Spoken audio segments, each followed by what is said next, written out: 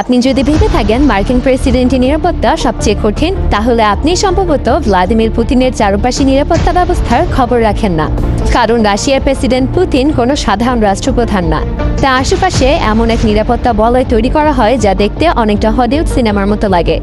পুতিনের ব্যক্তিগত নিরাপত্তার দায়িত্বে আছে ফেডারেল প্রোটেকটিভ সার্ভিস। এই সংস্থার কাজই হলো রাষ্ট্রপতিকে ঘিরে একটা অদৃশ্য দেয়াল তৈরি করে রাখা। FSO এর সদস্য সংখ্যা কত তা গোপন, কিন্তু ধারণা করা হয় এদের সদস্য সংখ্যা 5000-এর বেশি। এদের মধ্যে মাত্র কয়েকজন সরাসরি পুতিনের আশেপাশে থাকে, বাকিরা এমন এমন জায়গায় থাকে যা কেউ ধরতেই পারে না। আপনি যদি ভাবেন তারা শুধু পিস্তল আর ওয়াকিটকি নিয়ে ঘোরে, তাহলে ভুল। পুতিনের বডিগার্ডদের কাছে থাকে আধুনিক স্নাইপার রাইফেল, বিশেষ ধরনের ব্রিফকেস যেটা দিয়ে গুলি করা যায়, নন মেটালিক অস্ত্র এবং বিশেষ ধরনের জ্যামিং ডিভাইস যা কাছাকাছি সব ড্রোন, ফোন বা ইলেকট্রিক ডিভাইস বন্ধ করে দিতে পারে। এছাড়া তাদের কাছে থাকে রিমোট বোমা detector, pressure sensor, explosive scanner, এমনকি কিছু বডিগার্ডের চোখের চশমায় থাকে ছোট ক্যামেরা যা সরাসরি লাইভ ভিডিও পাঠায় পুতিনের নিরাপত্তা হেডকোয়ার্টারে। পুতিন কোথাও গেলে তার আগের 5 থেকে 7 দিন আগে পুরো এলাকা FSO এবং স্পেশাল ইউনিট দিয়ে স্ক্যান করা হয়। হোটেল বা ভবনের ছাদ, বেসমেন্ট, দেয়াল সবকিছু একাধিকবার স্ক্যান করা হয়। আর সবচেয়ে অবাক করার ব্যাপার হলো পুতিন কোন রোড দিয়ে যাবেন তা আগে থেকেই কেউ জানে না। তার নিরাপত্তার জন্য একসাথে 3 থেকে 4টা আলাদা একই মডেলের গাড়ি ছাড়া হয়, যার মধ্যে কোনটাতে পুতিন বসে আছে তা কেউ জানে না। এখানে একটা জিনিস আপনাদের অবিশ্বাস্য মনে হতে পারে। বিভিন্ন গোয়েন্দা সংস্থা জানিয়েছেন পুতিনের একাধিক ডামি বা বডি ডাবল আছে, মানে তার মতো দেখতে হুবহু 2 থেকে 3 জন মানুষ আছে যারা গুরুত্বপূর্ণ মুহূর্তে সামনে আসে।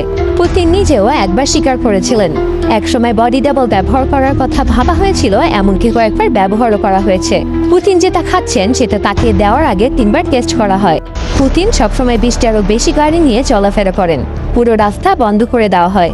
সবাই ভাবে পুতিন গাড়িতে করে যাচ্ছেন, অথচ ঠিক সেই সময় তিনি একটা হেলিকপ্টার বা প্রাইভেট জেটে আকাশপথে অন্য কোথাও চলে যান।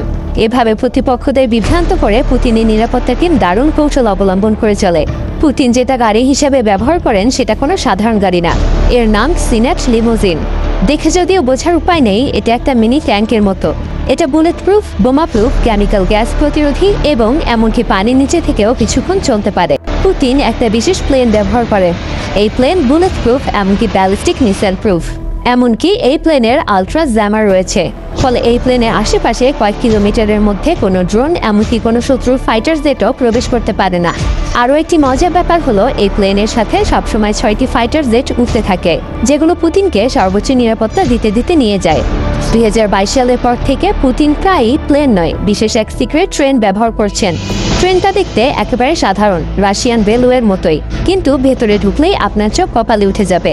এই ট্রেনে jammer, helipad, control room, medical unit, এমনকি আত্মরক্ষার জন্য রকেট সিস্টেমও আছে। যদি কেউ পুতিনের কাছাকাছি যেতে চায়, হোক সে রাজনীতিবিদ, বিজ্ঞানী বা সাংবাদিক কিংবা রাশিয়ার নাগরিক, তার ব্যাকগ্রাউন্ড চেক করা হয়। কেউ যদি কোনোদিন ফেসবুকে বা সোশ্যাল মিডিয়ায় পুতিন বিরোধী কিছু লিখে থাকে, even if it's 10 years ago, তাকে অনুমতি দেওয়া হয় না। কখনো কখনো FBI ক্লিয়ারেন্স না দিলে অনেক দেশের মন্ত্রী, এমনকি রাষ্ট্রপতিও তার সাথে দেখা করতে পারে না। অনেকেই বলেন পুতিন এসব করেন কারণ তিনি সবসময় নিরাপদে থাকতে চান। আবার কেউ বলেন রাশিয়ার মতো শক্তিশালী রাষ্ট্রের রাষ্ট্রপ্রধানের অবশ্যই এমন সিকিউরিটি থাকা উচিত। তাকে সুরক্ষা দেওয়া মানে রাশিয়ার শক্তি ধরে রাখা। এই দুনিয়ায় যত হাই প্রোফাইল রাষ্ট্রপ্রধান থাকুক, কেউই পুতিনের মতো ভয়ঙ্কর সিকিউরিটি চাদরে মোড়ানো না। পৃথিবীতে এই একজন ব্যক্তি যার সাথে দেখা করতে গেলে আপনাকেও হয়তো গোয়েন্দা টেস্টে পাশ করতে হবে।